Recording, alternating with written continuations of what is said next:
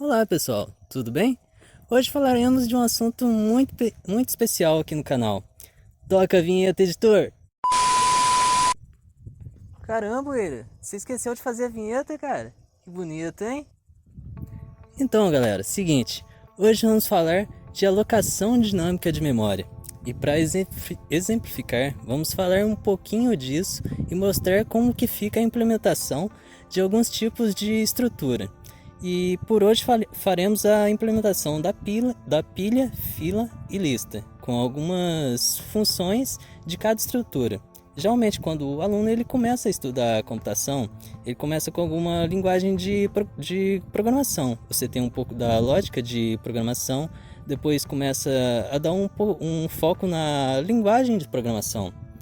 E um problema constante que os alunos tendem a ficar muito focados com uma determinada linguagem de programação, tanto no sentido de aprender uma programação no sentido de X, Y, Z, e acabam esquecendo o mesmo e não dando conta que tem muito mais áreas que são muito mais importantes a saber na linguagem de programação, mesmo sem saber sobre uma coisa só. Dessas áreas, por exemplo, é uma da estrutura de dados. De grosso modo, a gente pode dizer que estrutura de dados, como o próprio termo sugere, é estruturar dados, ou seja, organizar dados. Para falar mais sobre alguns itens, vou passar a palavra aqui agora para os demais alunos que darão uma breve explicação sobre pilha, fila e lista. Vou falar sobre alocação dinâmica de memória, implementação e uso. Alocação dinâmica de memória, os dados não têm um local fixo na memória. E durante a função só é usado o espaço necessário, que é diferente da alocação estática, que você define um espaço e se você não usar ele todo, o espaço fica ali na memória, ali vagando sem nada nele e não tem como usar. Essa é uma vantagem da alocação dinâmica, que ela deixa o programa mais leve. A alocação estática deixa ele mais simples, mas num programa grande será importante você usar a alocação dinâmica para deixar ele mais leve para ser rodado. Pessoal, implementação em pilha. Como é que funciona a pilha? A pilha é o seguinte: funciona da seguinte maneira: último a entrar é o primeiro a sair. Tem algumas funções básicas: empilha, desempilha, esvazia. Empilha é assim, ó: topo, novo topo, novo topo, novo topo. Se eu quiser retirar, eu não posso tirar esse, ou esse, ou esse. Eu tenho que tirar esse, depois esse, depois esse, para depois tirar o último, primeiro que entrou no caso. Então, para retirar, para desempilhar, desempilha, desempilha, desempilha e desempilha. Imagina que você tem um programa que ele vai executar as funções da seguinte maneira: ele executa A, para depois executar B, depois de B executa C, depois de C executa D. E depois ele faz o caminho reverso, que ele executa C, B e A. Basicamente é assim que funciona uma pilha. Agora o Ebert vai falar um pouquinho da implementação em pilha.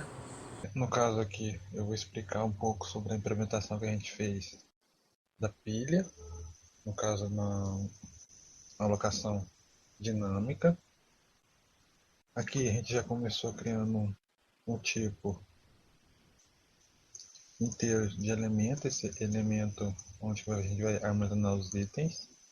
Criamos uma estrutura para o nó da pilha. Aqui a gente criou uma estrutura para o nó da pilha. Aqui a gente usou o tipo que a gente criou logo acima aqui do elemento para item, no caso para poder armazenar. Aqui a gente usou a estrutura do próprio nó da pilha para a gente arrumar um ponteiro para o próximo, no caso, para o próximo endereço de memória. Aqui embaixo a gente criou outra estrutura usando a estrutura do nó da pilha para a gente poder apontar para o topo e para a gente tem a estrutura da pilha. Aqui a gente iniciou a pilha, no caso, criando uma pilha, uma variável do tipo ponteiro P. Aqui a gente usou o ponteiro nosso para poder apontar para o topo da pilha, para poder iniciar a pilha. Aqui a gente usou outro procedimento, no caso, para a gente poder inserir os elementos, no caso, os elementos do item. Aqui a gente criou um nó de novo nó, a gente renomeou essa variável de novo nó, usou esse novo nó e igualou, no caso, aqui a gente usou o ponteiro do nó da pilha, depois acionamos o malloc, no caso o malloc aqui para a gente poder alocar o espaço de memória, o ZZOffice, no caso para a gente poder direcionar o tamanho, no caso a gente usou a própria estrutura da pilha, do nó da pilha, aqui a gente usou o nosso novo nó apontando para o item, igualou ao número, no caso o elemento que vai ser inserido. Aqui no caso a gente já tem um novo elemento apontando para o próximo, igualando ao próximo topo. No caso, para poder fazer o topo subir, no caso. Aqui o ponteiro apontando para o topo e igualando ao novo nó. Esse aqui é o procedimento que a gente fez para poder inserir os itens. Agora o procedimento para a gente poder esvaziar a pilha. A gente criou o item pilha, né? Ponteiro pilha. Veio com um elemento de número, tipo inteiro. A gente criou um nó para auxiliar. A gente pôs lá o if. Enquanto o ponteiro topo for diferente de null, ele vai entrar no if. Aqui o número a gente igualou ao ponteiro do topo apontando para o item. No caso a gente usou o nó auxiliar, a gente igualou ao topo do ponteiro da pilha. A gente pegou o ponteiro da pilha apontando para o topo e igualou ao topo, apontando para o topo, apontando para o próximo. Aqui a gente usou a função free para a gente poder pegar a variável auxiliar nossa para poder liberar o espaço de memória, ou seja, fazer nulo. Aqui é só para poder um enfeite, no caso. Se o topo for igual a null, quer dizer que a pilha está vazia. Esse é o procedimento nosso. Aqui o procedimento funciona.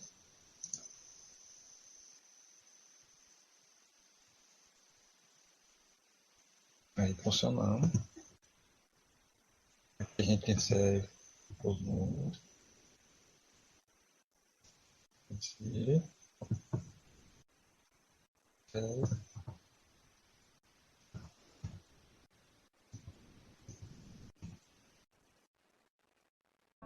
No caso das listas, podemos dizer que as listas elas funcionam da seguinte forma.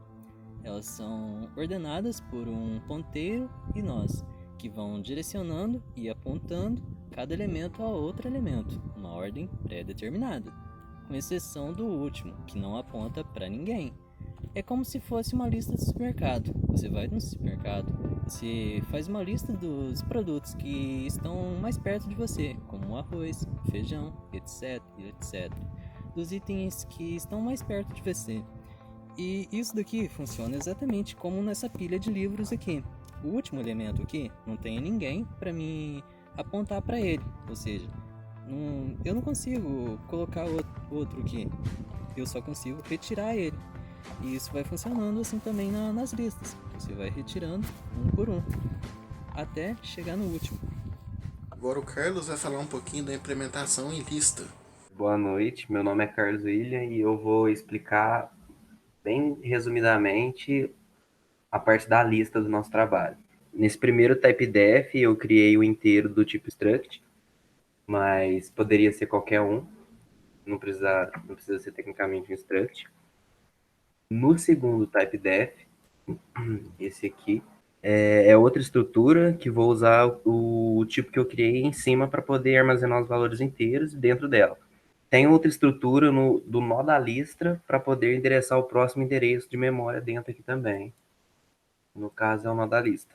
Nesse próximo typedef vai ser o começo e o fim da lista, no primeiro e no último aqui. Agora, nessa parte aqui, é o próximo processo, é para iniciar a lista que criei, que cria um ponteiro do tipo lista, que nomeei de i, e vou igualar ele ao nó da lista, como ponteiro, aqui no caso. E aqui eu peguei o ponteiro i, que aponta para o último, e que igualei para apontar para o primeiro. E na linha de baixo tem o i apontando para o primeiro, que aponta para o último, que vai sempre esvaziar o valor da lista. Que é o i apontando para o primeiro, que aponta para o próximo, que aponta para o nulo.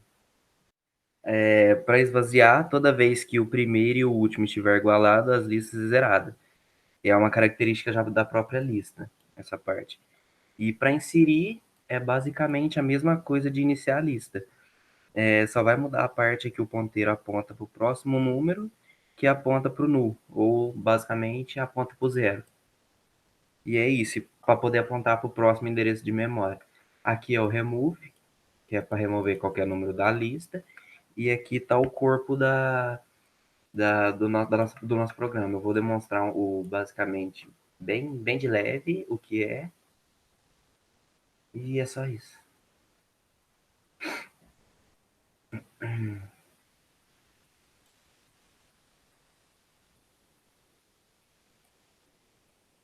Então, a gente vai inserir um número, 150, inserir mais um, 10. 10 foi inserido. A gente vai removemos o 10 da lista. E vamos esvaziar agora. Esvaziando lista vazia. E o 4 para poder sair do programa. Basicamente, é isso. O João vai falar da implementação em fila. Bom dia, boa tarde ou boa noite. Hoje vamos falar um pouco sobre implementação de filas. Muito bem. O que são filas? Filas são estruturas do tipo first in ou first out, onde o primeiro elemento que entra é o primeiro a sair. Ou seja, você coloca itens no final e tira eles no início. Como, por exemplo, aqui na nossa figura podemos ver, os itens são inseridos onde está escrito n mais 1 e são retirados onde está o número 1. Aqui a gente tem um exemplo de algumas operações que dá para se fazer com a fila, certo? A gente insere um primeiro, que no caso seria o número 10, e a gente insere. Quando a gente insere o segundo número, que no caso seria o número 20 ali, ele fica como sendo o último. O primeiro continua sendo o 10 e o 20 o último. Vamos inserir mais um número, o número 30 no caso, e vai ficar 10, 20, 30, 30 como sendo o último.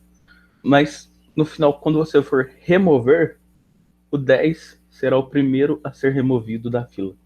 Não o número 30, nem o número 20, o número 10. E no último quadrinho ali, como exemplo, a gente insere novamente o número 40. Mas ele não vai para o início da fila, ele vai para o final. Então, na verdade, a saída da fila, a saída de um elemento da fila, é feita somente alterando a informação da posição do último elemento. Não é como se você realmente tivesse tirado o primeiro. Você só altera a informação do último, entendeu? Para evitar o problema e não perder, e não poder colocar mais informações na fila, principalmente quando ela já está cheia, a informação de primeiro e último se ligam no início do vetor, fazendo uma fila circular e não reta. No caso, tipo assim, essas imagens que eu apresentei, a fila está reta, mas isso seria somente imagens para dar uma ideia sobre a fila. A fila não funciona dessa forma. Vou dar um exemplo agora. Dessa forma, a fila fica dessa forma circular, com o primeiro sendo o número 20 e o último sendo o número 60. Quando você tira o número 20 dali, o número 60 se liga no 30, tornando o 30 o primeiro e o último o 60. Então essa é a apresentação de slide. Aqui estão alguns resultados. No final. Serão? Eu vou mostrar um exemplo agora. Beleza. Aqui a gente tem um exemplo de fila, onde aqui temos as variáveis para iniciar a fila, a parte para inserir a fila, para inserir o elemento na fila, esvaziar e remover da fila. Temos todas essas opções aqui no menuzinho, que a gente fez.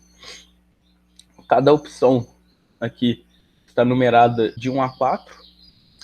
A quarta opção é a opção para saída, ou seja, seria como se estivesse desligando o programa, no caso. Aqui elas virão junto com a mensagem de digite o número para inserir, digite o número para sair e etc. Vou rodar o programa aqui só para vocês darem uma olhada.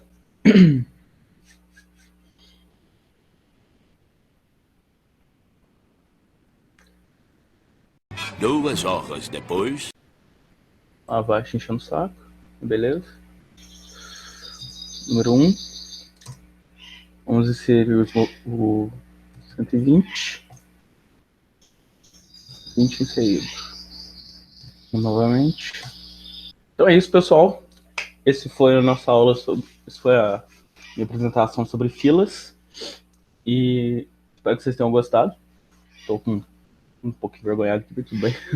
Então é isso. Muito obrigado a todos. E valeu. Falou. Tchau. É isso aí, pessoal. Isso daí foi um pequeno resumo de alocação dinâmica de memória. E para mais curiosidades, você encontra aqui na Ya Computare.